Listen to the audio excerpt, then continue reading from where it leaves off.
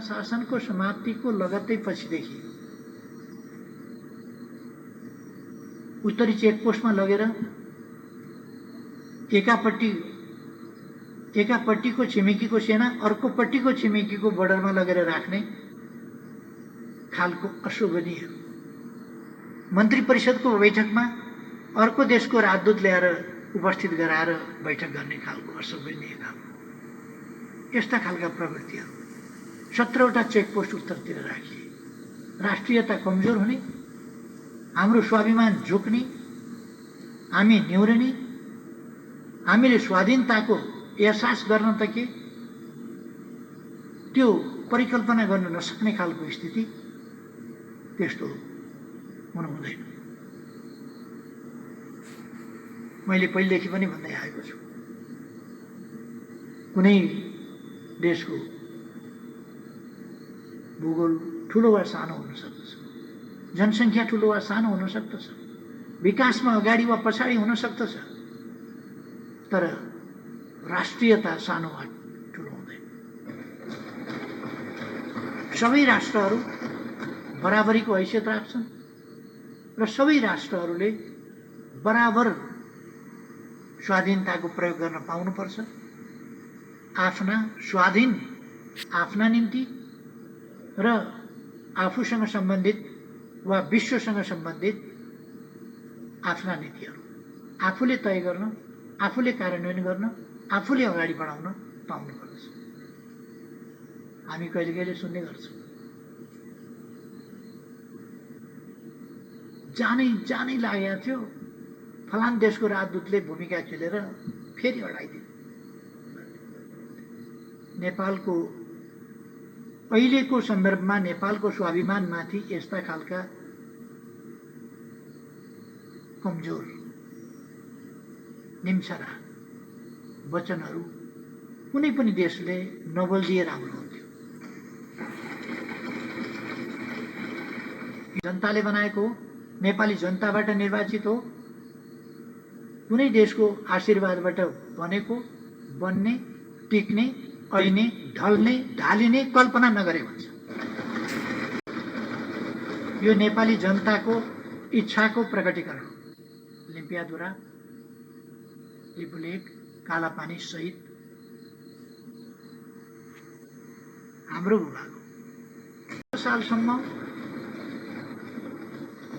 18 सालसम्म त्यहाँ जनगणना गर्ने, तिरो उठाउने काम भइरहेको थियो। त्यसपछि तिरो उठाउने जस्ता कामहरू जान नदिने, त्यहाँ रोक्ने खालका कामहरू भए। र खास गरी 1962 सनमा त्यहाँ भारतीय सेना कालापानीमा बसेपछि त्यसभन्दा पश्चिमको भूभागतर्फ जान हामी ब्लक भयौँ। हामीलाई ब्लक गरियो र त्यस बेलाका शासकहरूले त्यस कुरालाई सहेर बसे र त्यो विषय ताजा विषयको रूपमा नभएर ओझेलमा पर्दै गयो। वर्तमान सरकारको तर्फबाट प्रधानमन्त्रीको हैसियतले म यस गरिमामय सदनलाई अवगत गराउन चाहन्छु। अब लिम्पियाधुरा, लिपुलेक र कालापानीको विषय ओझ्याल पर्न वा सेलाउन दिइने छैन, यसको निष्कर्ष निकालिन्छ। खास गरी 1962 सनमा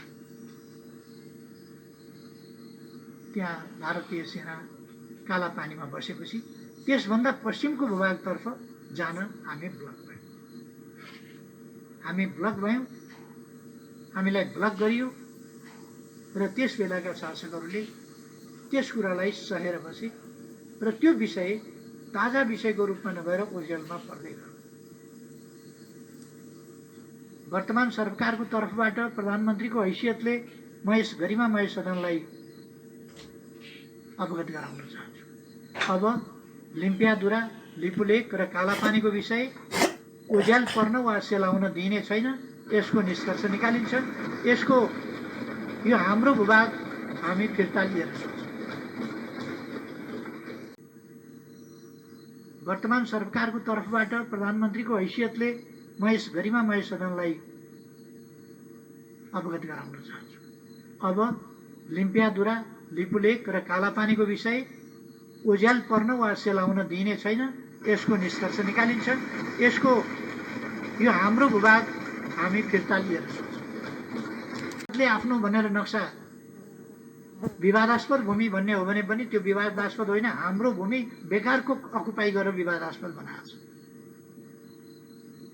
त्यसकारण हामीले यसमा कोही रिसाउँछ कि भनेर हामीले अर्गेल गरेको भए पो रिसाउँछ कि भन्ने ठान्नुपर्ने आवश्यक।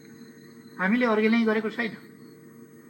त्यसकारण यस विषयलाई सेलाउन पनि दिँदैन र कूटनीतिक वार्ताको माध्यमबाट ठोस पहल गरिनेछ र यो भूभाग फिर्ता ल्याइनेछ। हामी लिम्पिया दुरा लिपुलेक कालापानी क्षेत्र हाम्रो हो र त्यो फिर्ता लिन अथवा त्यसलाई प्राप्त गर्न हामी ठोस रूपमा कूटनीतिक प्रयास गर्नेछौँ र फिर्ता लिनेछौँ। तदनुसार त्यो भूभाग समेत सामेल गरेर हामी नेपालको नक्सा नयाँ नक्सा तयार गर्नेछौँ भनेर नीति तथा कार्यक्रममा आएको थियो। अहिलेको सरकारको तर्फबाट म भन्न चाहन्छु, यो कुनै तमासा गरिएको होइन। यो यथार्थमा फिर्ता लिनका निम्ति गरिएको हाम्रो भूभाग हो र हामी फिर्ता लिन्छौँ। सिङ्गै राष्ट्र खुसी हुनेछ। अरू विषयहरूको सम्बन्धमा हामी भोलि फेरि छलफल गर्न सक्छौँ, संविधान संशोधनका कुरा गर्न सक्छौँ। तर सबै विषयहरूभन्दा बढी महत्त्वको, तत्कालीन महत्त्वको, हाम्रो वार्तासँग सम्बन्धित, हाम्रो नक्सासँग सम्बन्धित, हाम्रो भूमि फिर्तासँग सम्बन्धित यो विषय तात्कालिक महत्त्वको र तत्कालका लागि जरुरी विषय हो। त्यसकारण यो संविधान संशोधनको प्रस्ताव यस गरिमामय सदनमा आउनेछ र मैले विश्वास लिएको छु त्यो पारित हुन्छ। म ठान्छु संविधानको अनुसूची 3 नेपालको नक्सा समेत जहाँ अङ्कित छ त्यो संसदले पारित गरेका थिए। देशमा दीपावली हुनेछ। लिन सजिलो भएको भए त हिजो बेलुकै फिर्ता आइसक्थ्यो। अवश्य छैन नक्सा बनाउनु जस्तै सजिलो। तर नक्साले हाम्रो एउटा दृढतालाई प्रतिबिम्बित गर्छ।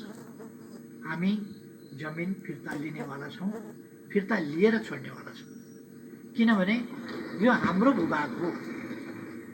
सजिलो छ भनेको होइन। हामीलाई थाहा छ भारतको भूगोल, भारतको जनसङ्ख्या, भारतको अवस्था र हाम्रो अवस्थाको भिन्नता। तर यी भिन्नताहरू न्याय निरूपणमा प्रतिबिम्बित हुनु हुँदैन, सत्य स्थापनामा प्रतिबिम्बित हुनु हुँदैन। सत्य सत्य हो। आकार प्रकार हैसियत हेरेर न्याय निरूपण र सत्य स्थापना हुँदैन पनि, स्वीकार्न सकिँदैन पनि। त्यसकारण हामी यो अलिकति कठिन काम होला, तर यो कठिन काम भए पनि हामी गर्छौँ। भारत वार्तामा बस्छ कि बस्दैन भनेर अलिकति विलम्ब भएको छ, तर वार्तामा नबस्ने भन्ने कुरा मलाई लाग्दैन। वार्ता हुन्छ।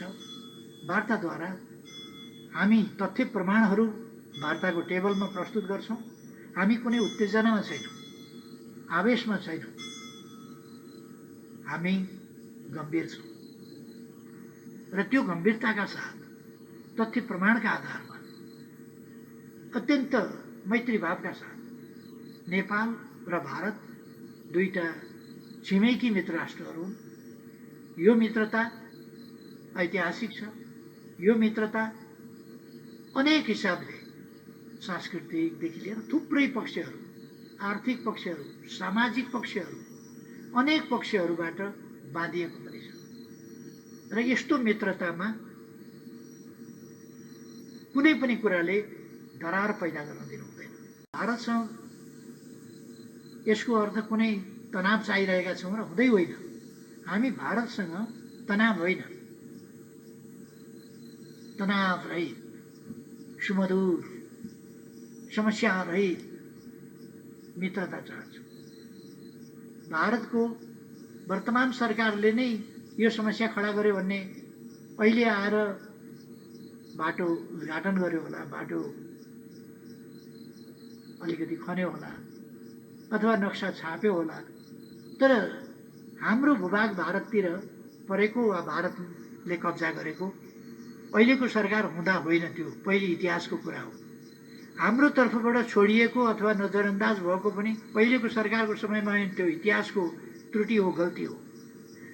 दुईटै सरकारले ती इतिहासका त्रुटिहरूलाई, ती गल्तीहरूलाई सच्याउनु पर्दछ। अब ती गल्ती कायम रहन दिनु हुँदैन। ती गल्ती सच्याएर मित्रतालाई सुदृढ गर्नुपर्दछ, उचाइमा लानुपर्दछ। आफ्नो आफ्नो भूमि आफूले चर्चिने, आफ्नो आफ्नो नक्सा यथोचित ढङ्गले गर्ने। हामी भारतसँग यसको अर्थ कुनै तनाव चाहिरहेका छौँ र हुँदै होइन। हामी भारतसँग तनाव होइन, तनाव रहित, सुमधुर, समस्या रहित मित्रता चाहन्छौँ। सीमा विवाद हामीले टुङ्ग्याइहालौँ। अब वार्ताद्वारा यसलाई टुङ्ग्याउँ, तथ्यका आधारमा टुङ्ग्याउँ भनेको दुश्मनी होइन, वैरभाव होइन, मित्रभाव हो। हामी भारतसँग पूर्ण मित्रभावका साथ यो प्रस्ताव गरिरहेका छौँ। कृपया हाम्रो भूमि फिर्ता गर्नुहोस्। वास्तविक मित्रता, मनदेखिको मित्रता। अब अहिले मित्र भन्दाखेरि पनि कस्तो हुन्छ भने हाम्रो जमिन खोसिया छ, थिचिया छ, मिचिया छ जस्तो खालको, त्यस्तो पर्ने खालको भावका साथ होइन। एकदम दिल खोलेर मित्रता गर्न सक्ने परिस्थिति निर्माण गरिहालौँ भन्ने हाम्रो प्रस्ताव हो।